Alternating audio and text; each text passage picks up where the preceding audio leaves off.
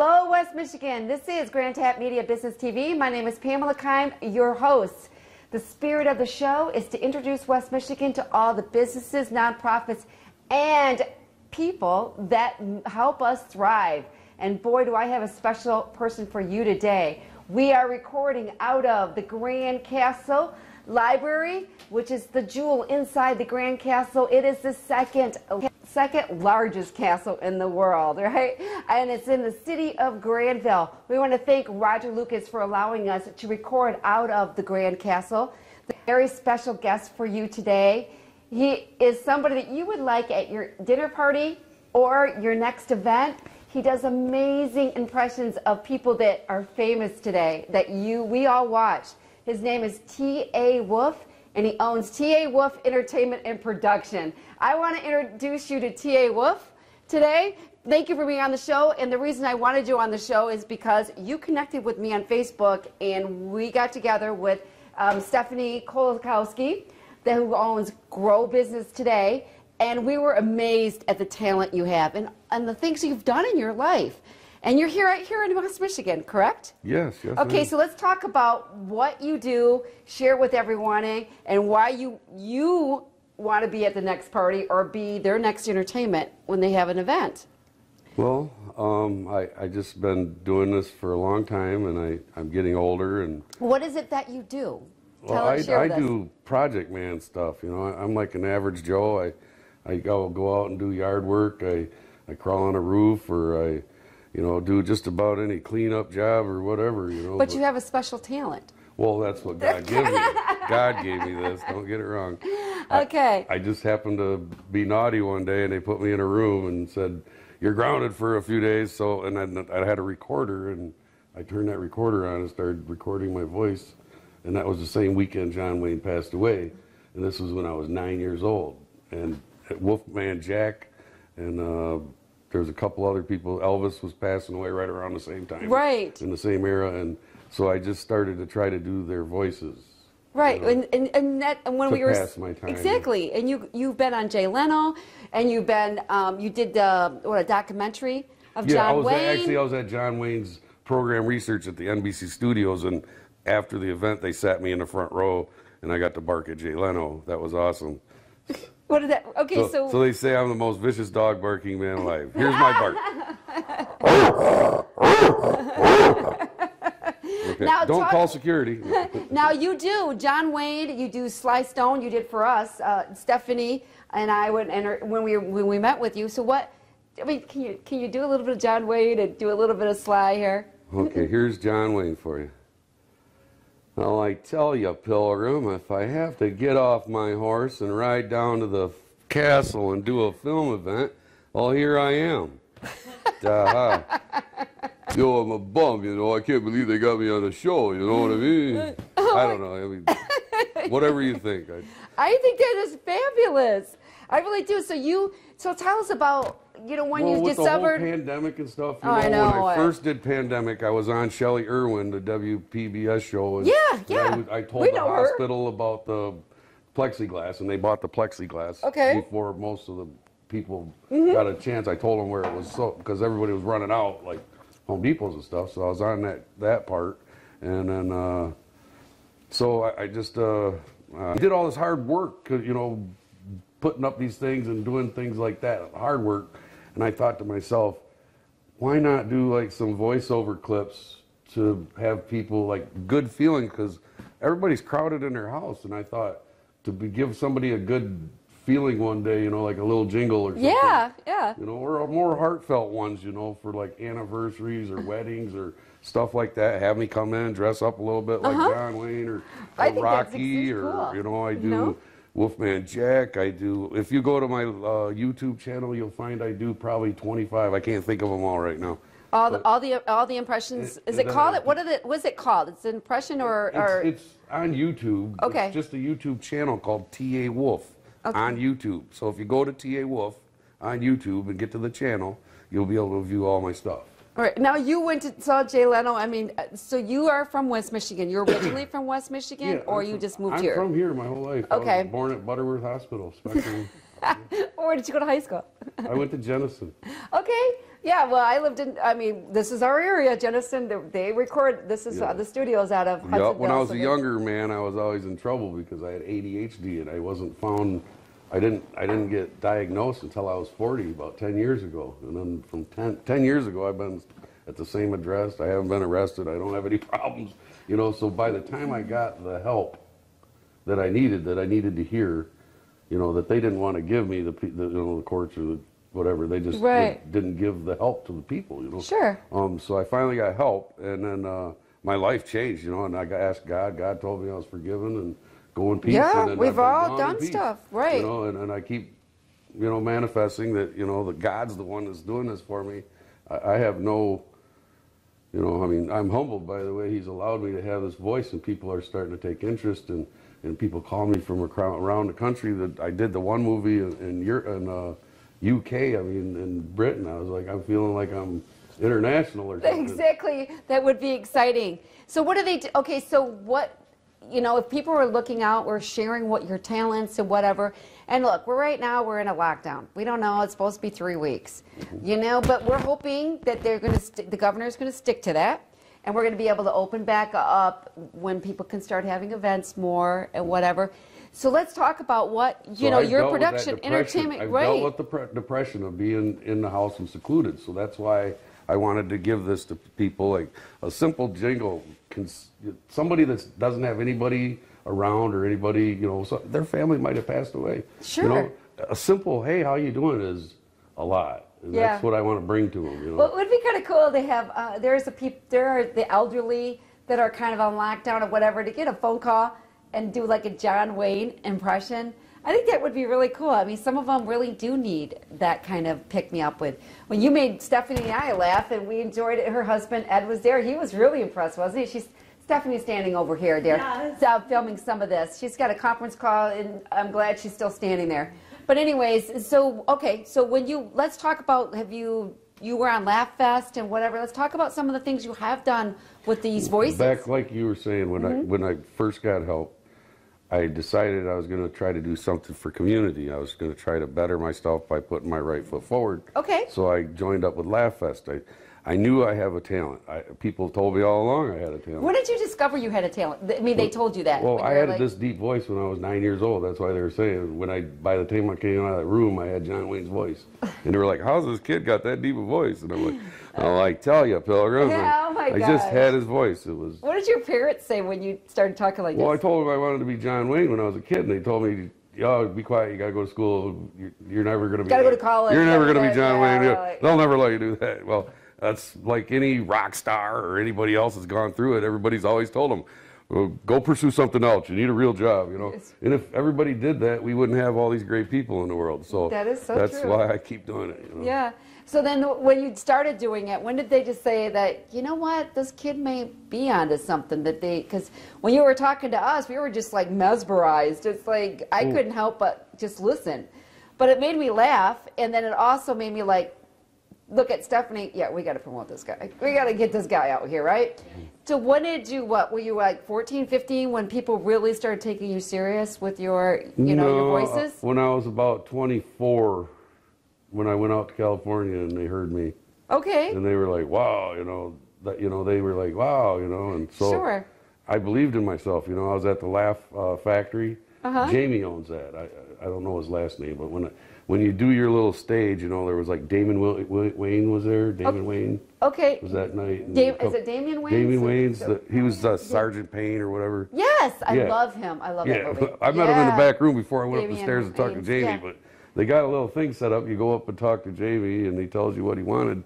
And he's like, you got the great voices. He's like, I think you need to put John Wayne and Andrew Dice Clay and like Wolfman Jack or Rodney Dangerfield or some of these guys in a bar scene and come up with a skit, Okay. So I tried. Well, that was the first thing I tried at Laugh Fest, but I'm not a very good writer, so if I had a script writer, I'd probably do a lot better. and now that I've got to this point, I can't find the editors or video people that are to help me put this thing together, like to where somebody could call in and order it and say, yeah, I want a voice clip of John Wayne and me, so I could attach their name to like a video clip Sure, I'm sure there's people out there that can do that for you. If you know that, willing or Stephanie might know somebody. I don't know, but we just started working with you in the last couple of days. Yeah. And I ended up, we wanted to put you on our show because I do think you were so talented. And even your look looks like John Wayne. When I'm talking to you, I feel like I'm talking to John Wayne, you know, which is kind of exciting, right? Yeah, I get mean, excited. He's been dead for so long, and my husband watches Grit. I don't know if you watch Grit TV. But we watch all the John Waynes. It's just as American as he can be back in the day. And so when I met you, I came back and I'm like, you can't believe it, he does John Wayne, you know, and stuff. So you probably hit a lot of people that say that to you, right? Oh, like, yes, yes. You know? Especially when I went down to Texas. Did you really? When I was at the opening of the Baytown Brunson Theater last year, they paid me to do John's voice, and it was a telegram that John actually wrote to Rufus Honeycutt, and I got to read it. Okay. And so in John's voice, and that's how I was in the movie. And then when we were down there, the people were looking at me, and they were like, "You look like John Wayne. If you had another 50 pounds off." No, they say I look like Fred Flintstone and John Wayne together. So what do you think? Maybe Tom Arnold a little bit. Yeah, Tom Arnold. Or not Tom Arnold, but one. Or, John Goodman.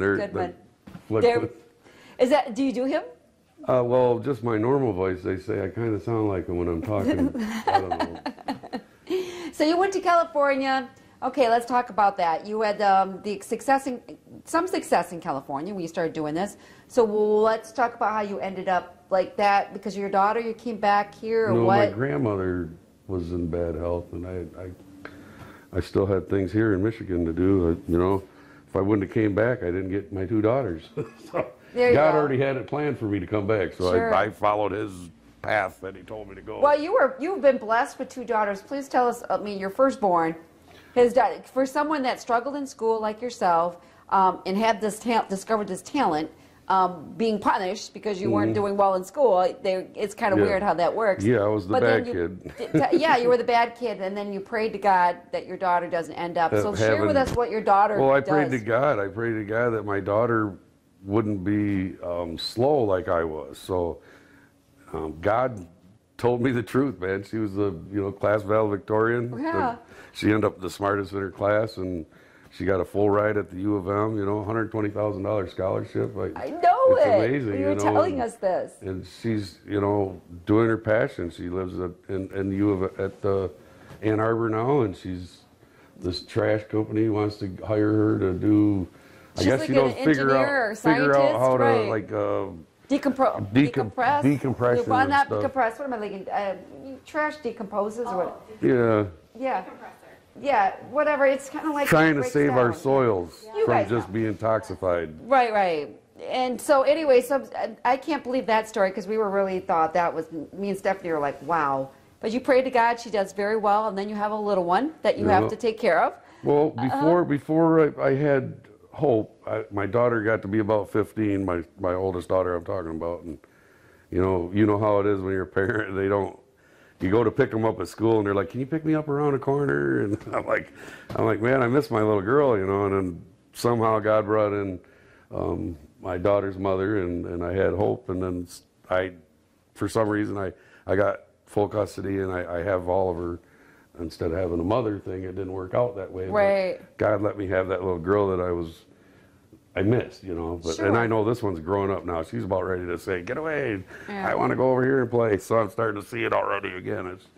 Don't get discouraged if you're a parent. It just happens. They want to go away from you sooner or later. So yes. And how old is your youngest? It's hard to get over the empty nest when you're doing the kindergarten preschool at the same time. Yeah. Well, Stephanie, yours is what, 9?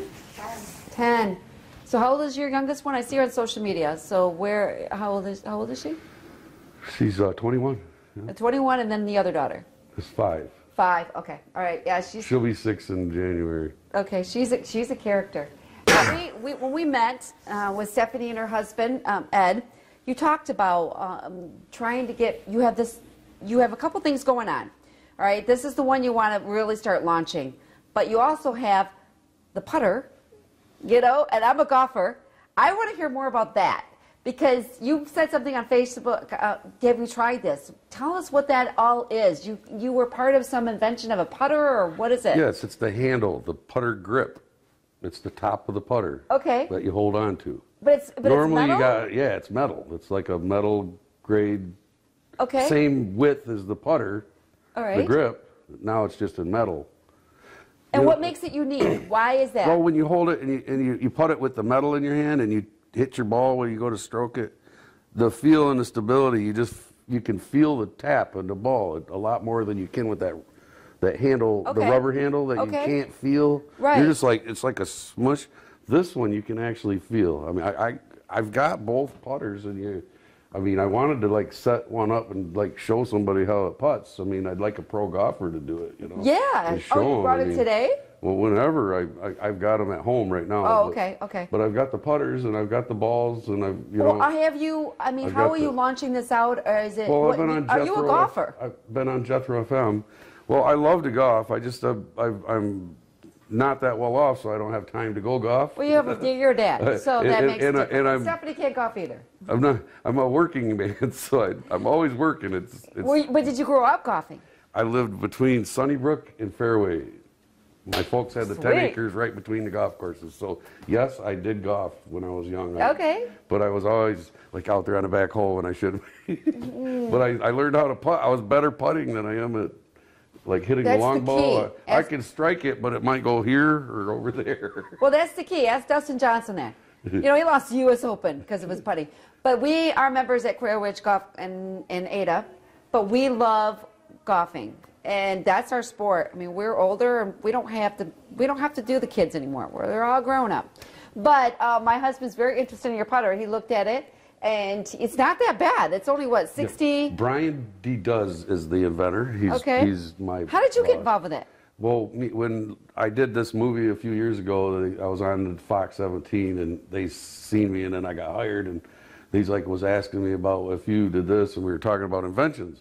And I said, well, I got this idea of a weed whip that I finally did like a poor man's patent because I got to figure out how to do the whole patent. But I have a actual working. So you invented the putter? No, I invented a weed whip for hand whipping weeds like on tall banks and stuff. Okay. A different kind. It's a swing blade. But right now he invented this putter, and I egged him on with it. Like, no, he had enough money to do it.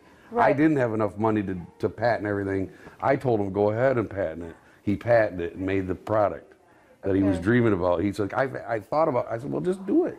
I said, you got enough money to do it. We got enough. We can put another product in America's pot to more economy. Why doesn't it make sense to do this? And he's like, So 2 years later, I go by, I'm moving his house, right? This summer. I moved him and his wife, into the North Lake over there in Van Buren County. Oh. From Kalamazoo. Sure. And so I'm like, I get them all moved in, and he shows me the putter grip, and then made me a sales manager for the East Coast. So I'm like, oh my gosh! So I got the whole East Coast. I mean, I know you can't do golf shows anymore. But did you do? They did the Van Ant. They did the DeVos show just before the pandemic, and everything happened. So nothing's got off the ground, and nobody's seen it. And then I'm on Jethro FM with it, and people are starting to order it and find out about it. Sure. And it's not the right time of the year demographics for the commercial. No, I was going to offer the $20 off for Christmas. Sales. Well, there's nothing wrong with that. Yeah. I mean, my husband would love that. If you're a golf course and you buy a number of them, I can give you a break. Okay. But for the single price. Now, what about the critics out there that are saying that electric? My husband looked at it. He goes, how long has that putter been out? It's just this year. He put it out this year. You're kidding. It's a brand new product. Oh my gosh. And so we can test it out. It was very reasonable. You can go to. I'd love to bring it back and have you guys have it set up for some golfers to do it because I want real people that are good at it to tell you what's going on with it. So the real average Joe will be like, "Hey man, I need this." We know a lot of golfers. And I figured when I told him, I says, golfers aren't poor, so $100 to have the next best thing. Are you kidding me? I looked at the price and my husband's like, it's going to cost $300, and I went, I don't know. And so it was, what was it on? It's on your page. Was $69 or was it? It's $89.95. $89, but $20. Through the Jethro FM, it's $69.95 until the end of the week, and then it's back to $89.95. Oh, I have to tell my husband that. on that deal. Anyways. If they were going to buy like a number more than 10, I could give a better rate. Okay. Okay. Well, maybe he'll give some to us. Or anybody else that wants to buy more than 10. It would be a great opportunity to give that to your board members. Hint. My husband serves on has served on boards. He would love it. And also, you can contact me at tawolfproductions@gmail.com. I will set you up with the sale. Sounds great. And we may even have, quail witch, or, if we do golf outings in the future, we can get you We to could come. do it right at a golf. If you had a golf course today, I would love to bring them out and just have you show it. We're gonna go golfing. We're gonna be on tomorrow or Friday because it's gonna be the last quail witch. I think quail witch is closing on the 22nd. So we are gonna get a couple more days in before the season changes. Oh yeah, we love golf. I'm sorry, but that's not sorry. I'm not sorry, but that's something we enjoy, and everybody else can, do what you want. But we want to golf because we're going to be 4 months inside. Oh. I mean, let's see, December, January, February, possibly March.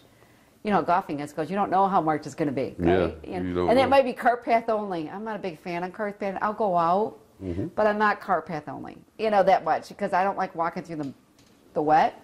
And I have to aim better because you're going to lose a lot of balls on cart path only. Well, I'm just happy to be part of Feedback Putter Grips because Brian's a heck of a guy. Yeah. His family is lovely. Oh, and, yeah. And it's a great product, I believe. Just Absolutely. It's one more thing. If we just stopped at the first light bulb that Thomas Edison built, we would never know that there's another model. Look at the light bulbs now. So, putters can be evolved, okay? Absolutely. That's part of this. Absolutely. And I agree with you. And like I said, I think golf is a lifetime sport. I think we lose it in the putting. You can get on in 2 and putt in 3, and you're like, darn it, I just lost my power. You understand that, right? Yeah. You lose a lot a lot of people lose it in the putting, and they always say, what is it, drives for show and then putts for dough. Yeah. How's that go? Something like that, right? Okay. I do Rodney Dangerfield, and I was going to do a little Rodney. I'm thinking about doing a Rodney skit about the feedback putter, because he was in Caddyshack, so I was like, how's it go? Rodney, I get no respect, you know what I mean? Yeah. I finally used a feedback putter grips, and I got respect. Yeah, you know what I mean? How about, I just saw things going out, vacation, Christmas vacation. Do you do the one that was Eddie, the guy that, the cousin, or the, whatever you call, what's his name? Dennis, is it Dennis? No. No. Randy Quist? What is his name that does the weird guy in that one?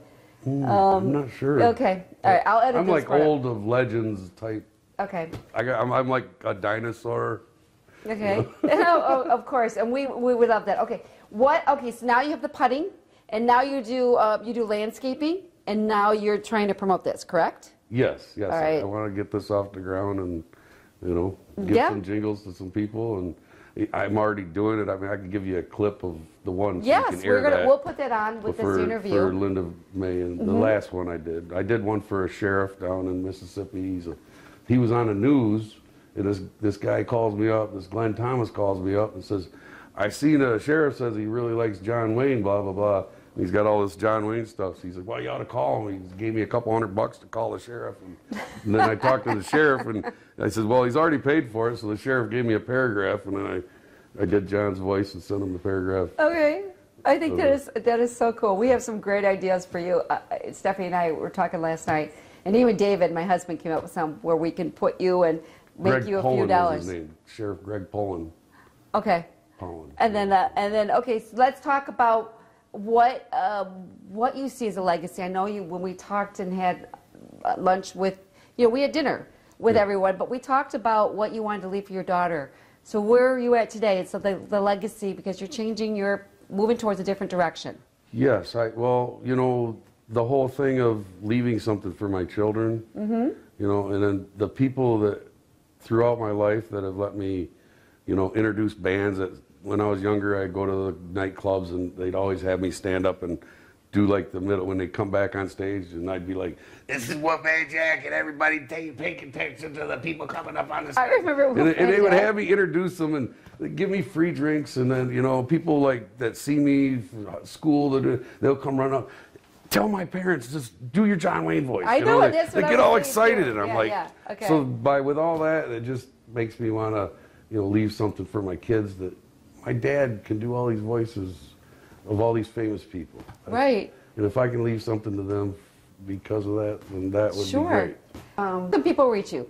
How do you get in contact with you to hire you, or maybe do a voice, or maybe even do commercials, whatever? Because we already talked about that my husband's already talking about what you can do maybe for his credit union. TAWolfProductions@gmail.com or 616-644-7133. Okay. You can give me a call. Give you a call? Okay. You know, it might come up as Project Man on the phone. Don't, because I still have my Project Man phone, but I connected them all. But right. Because I'm a small guy starting, but I think everybody will like it. Yep. And now the putter.